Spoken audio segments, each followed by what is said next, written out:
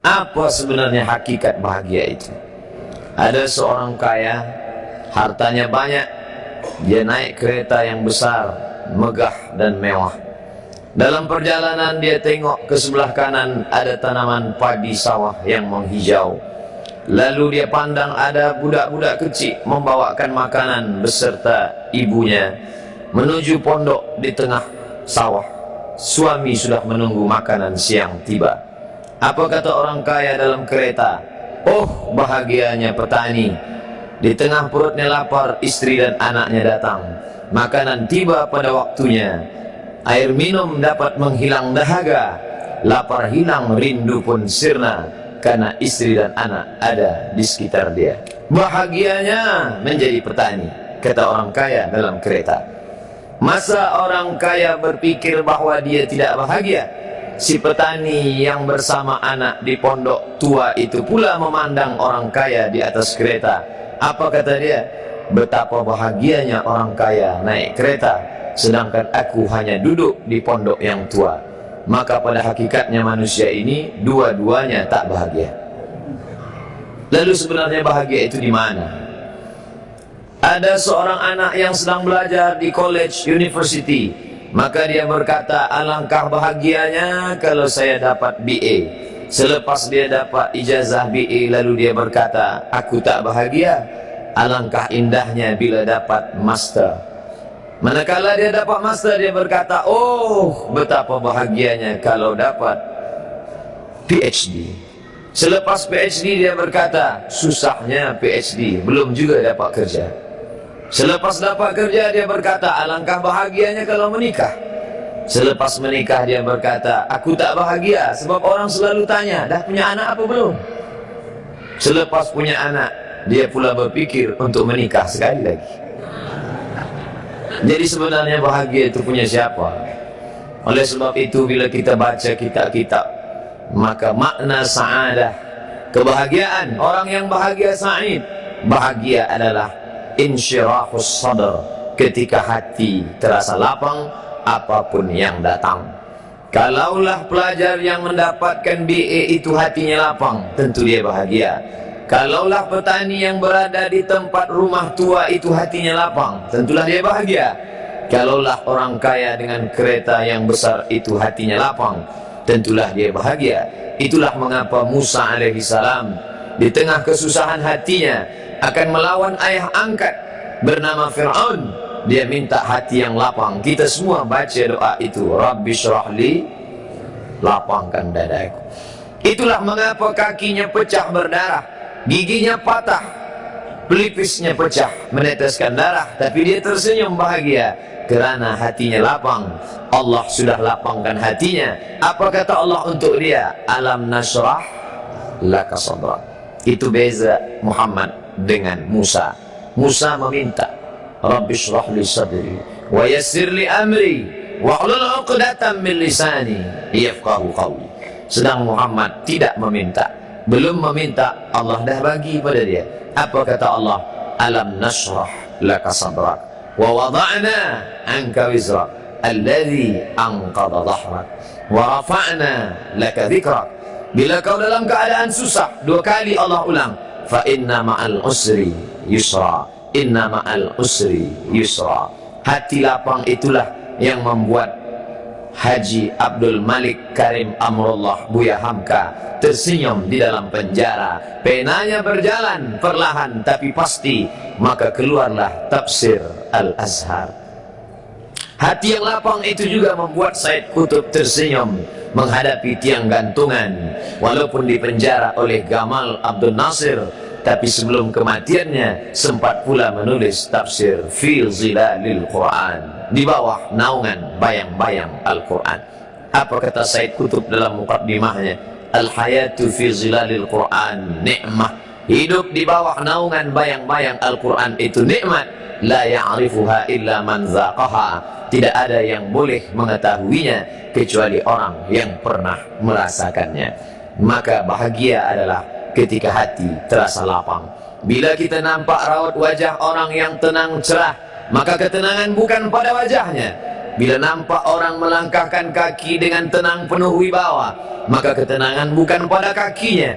Bila tampak ayunan tangannya tak tergesa-gesa, maka bahagia bukan pada tangannya. Di mana letak bahagia itu? Ala fil jasadi mut'ah. Ketahuilah dalam jasad ada segumpal, ada sekepal, ada sesuap. Idza salahat salahal jasadu kulluh. Kalau yang segumpal itu baik, maka yang lain ikut menjadi baik. Wa idza fasadat fasadal jasadu kulluh. Kalau yang segumpal itu rusak, maka dia pun ikut menjadi rusak. Yang segumpal itulah yang mengendalikan mata, telinga, tangan, kaki. Yang segumpal itulah tempat rindu, benci, marah, ridha, ikhlas, fasik, hasad, kufur.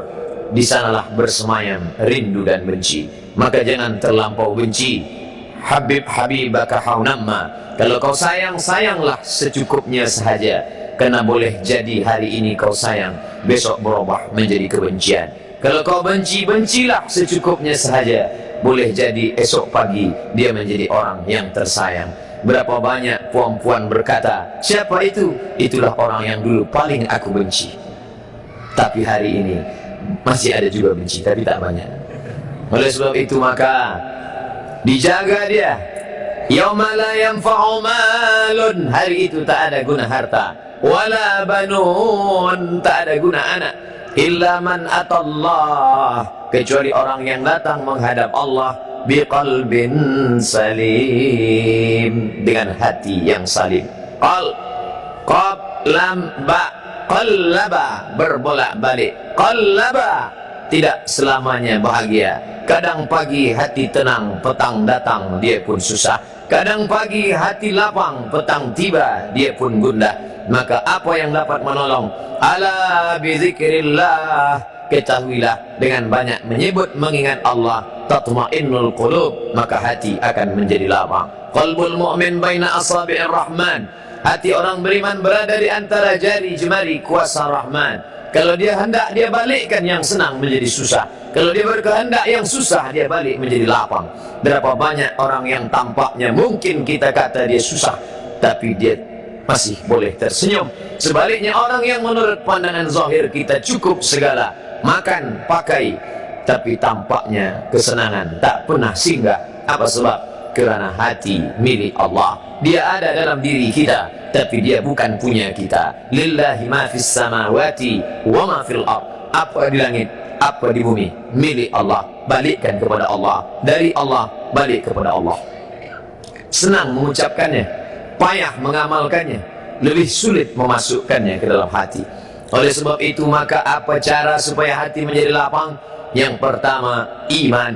Mesti ada iman. Percaya bahwa dia ada walaupun tak tampak oleh mata.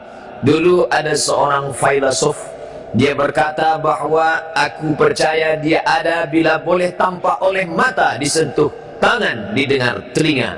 Tapi bila tidak dapat ditengok mata, dipandang mata, didengar telinga, disentuh tangan, maka dia tidak ada. Inilah orang-orang yang berfaham wujudiyah. Wujud ada, mikrofon ada, mimbar ada, orang ada, kerana aku boleh menatap dengan mata, mendengar suara dengan telinga, bersapa tangan dengan alat yang diciptakan Allah Subhanahu wa ta'ala. Tapi kita mengenal dia bukan kerana rupa. Bahkan bila kita pejam mata nampak berbagai macam rupa, itukah dia? Bukan. Walam yakul lahu kufuwan ahad. Bila kita pandang tengah malam tampak bermacam warna rupa, itukah dia? Ma khatara bibalik fallahu laisa kadzalik. Apa yang terlintas di hatimu, maka dia tidaklah seperti itu. Dia tak dapat dipandang dengan mata. La tudrikuhul absaru, dia tak dapat ditangkap mata. Wa huwa yudrikul absara, dialah yang dapat menatap mata. Jangankan dia, wajah kita pun kita tak boleh melihatnya. Siapa yang boleh melihat wajahnya? Sementara belum dijumpai cermin, belum pandai orang membuat cermin, orang tak tahu bentuk rupa wajahnya bagaimana. Sampai suatu hari dia dalam perjalanan panjang, dia tengok ada pohonan rindang, lalu kemudian dia berteduh di bawah pohon rindang, menghindar dari panas terik matahari.